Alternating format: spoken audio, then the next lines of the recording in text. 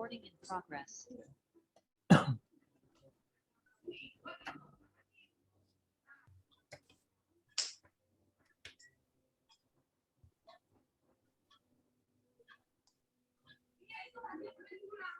Baik, Assalamualaikum warahmatullahi wabarakatuh.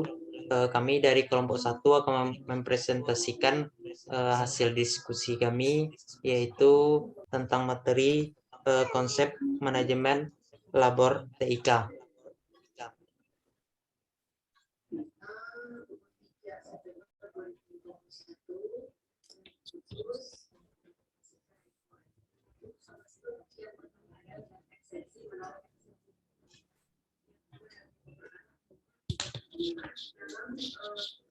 Konsep manajemen laboratorium.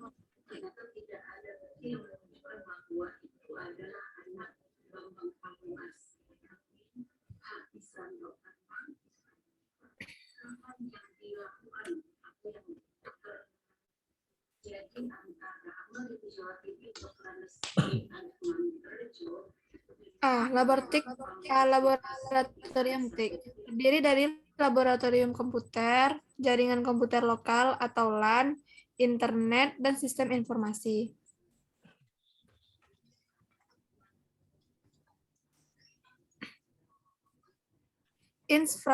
Infrastruktur ICT di laboratorium TIK. 1. Kelembagaan.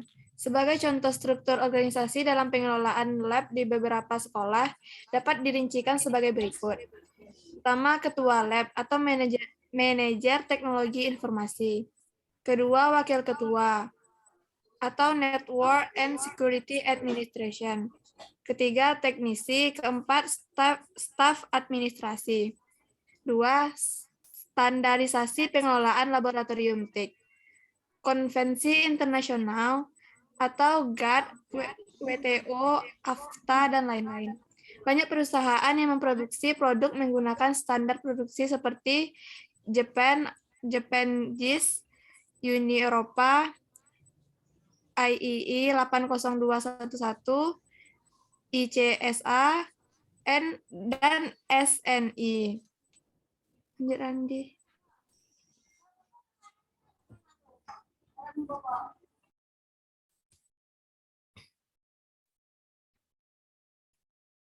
Tiga, standar sistem mutu.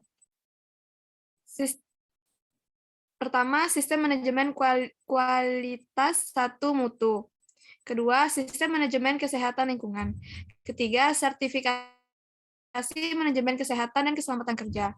Keempat, quality system requirement 9.000. Standar yang berisikan persyaratan yang harus dipenuhi oleh para pemasok kepada pihak ketiga, atau original equipment manufacturer untuk perusahaan industri otomotif atau elektronik. Lanjut, Randi.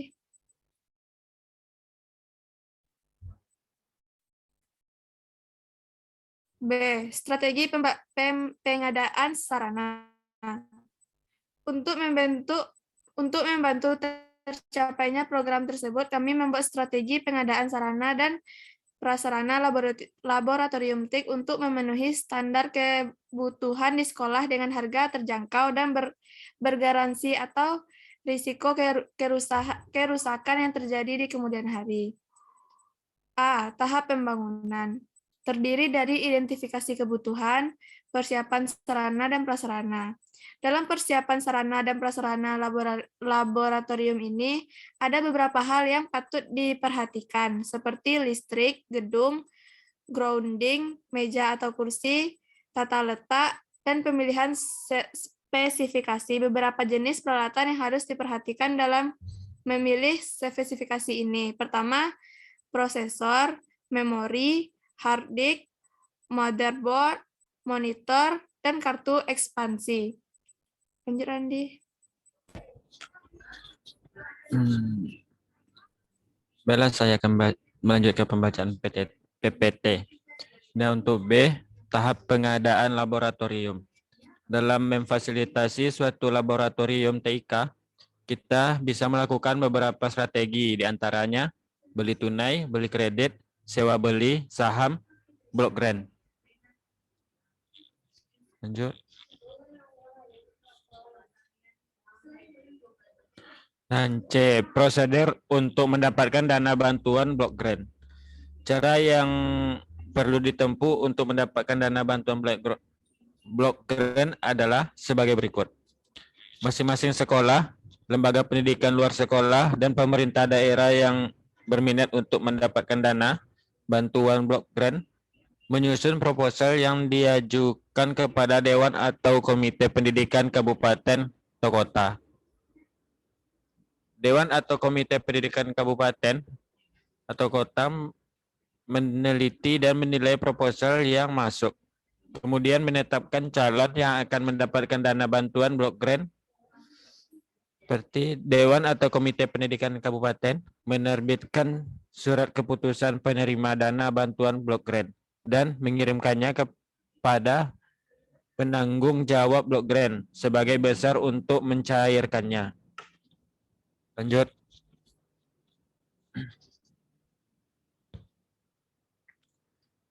Tata letak peralatan laboratorium.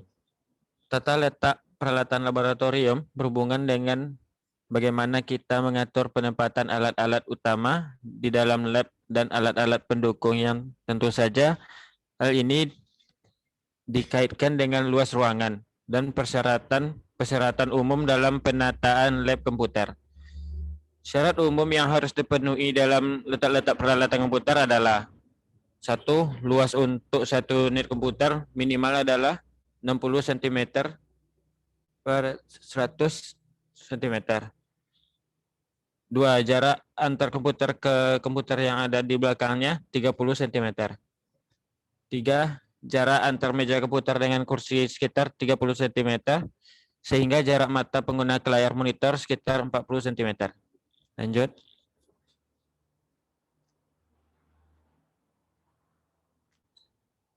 Peralatan laboratorium komputer. Peralatan laboratorium komputer adalah seluruh peralatan yang dibutuhkan dan ada di dalam ruangan lab. Peralatan ini meliputi peralatan utama dan penunjang. Peralatan utama adalah peralatan standar yang harus ada di dalam lab, yang diperlukan saat kegiatan belajar, mengajar langsung. Peralatan utama meliputi: yang pertama, uji komputer.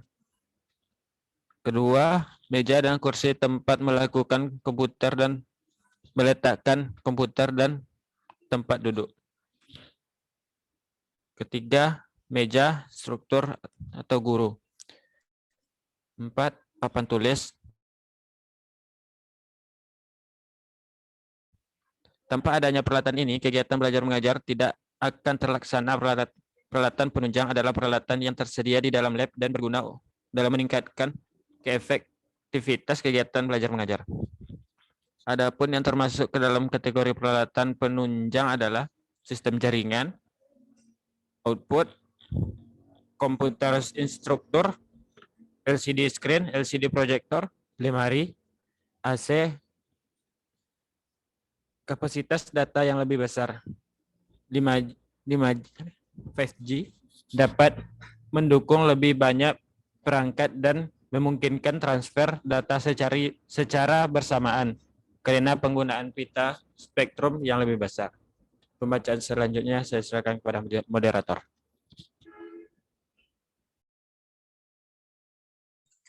Baik, saya akan melanjutkan presentasinya. Tata letak komputer menghadap ke depan.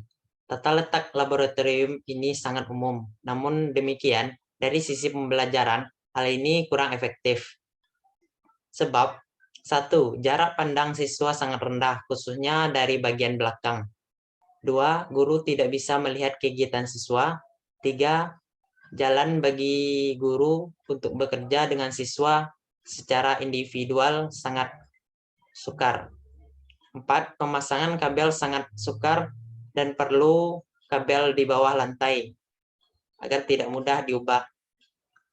5. Para siswa mudah sekali menabrak peralatan ketika masuk dan keluar dari kelas laboratorium. 6. Jika salah satu komputer memerlukan perhatian atau perbaikan kecil di muka kelas, hal itu akan mengganggu siswa.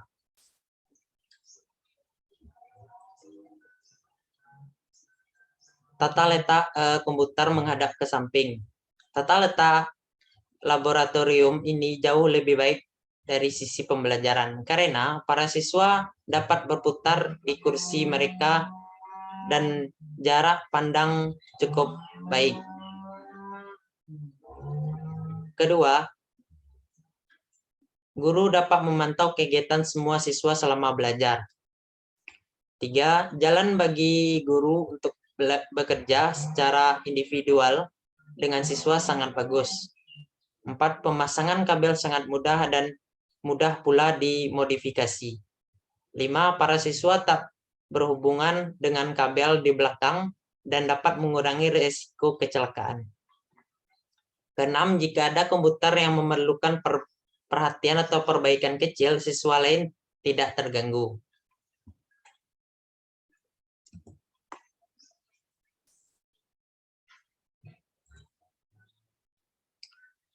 Aplikasi keamanan Clean Service Laboratorium TK. Network security tidak akan efektif kecuali unsur yang menggunakan jaringan mengetahui tanggung jawab masing-masing. Dalam hal ini, menentukan security policy kebijakannya harus mencakupi 1. Tanggung jawab unsur pada keamanan jaringan yang meliputi keharusan unsur untuk mengganti password dalam periode tertentu. Tanggung jawab administrator pada keamanan sistem, misalnya memantau prosedur-prosedur yang digunakan dalam host. Penggunaan yang benar atas resource network dengan menentukan siapa yang dapat menggunakan resource tersebut, apa yang dapat dan tidak diperbolehkan dilakukan. Berikut ini interface aplikasi software yang digunakan dalam pengelolaan laboratorium di sekolah. Yang pertama, IV Scan. Kedua, ForScan. Yang ketiga, VuTi, VNC, dan WIT-SV. Dan admin, Radmin, dan Netsport.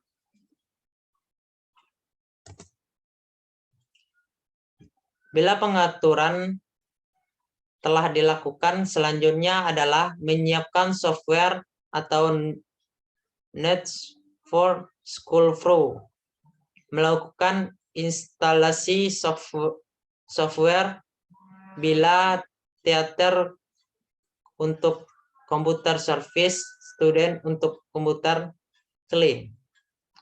Melakukan konfigurasi dan deteksi seluruh komputer. Fasilitas-fasilitas yang dimiliki oleh Netsport antara lain yaitu chat baik dengan teks maupun video, show kepada seluruh atau sebagian komputer, view seluruh atau sebagian komputer, file transfer atau protokol untuk aktivitas transfer data atau file. Penguncian pada sebagian fungsi atau seluruh fungsi komputer,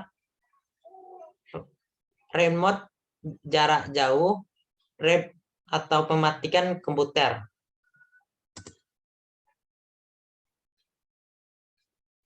Baik, sekian presentasi dari kami. Kalau ada kata-kata salah atau penyampaian kami yang salah, mohon maaf yang sebesar-besarnya. Saya akhiri dengan Assalamualaikum warahmatullahi wabarakatuh. Waalaikumsalam. Waalaikumsalam.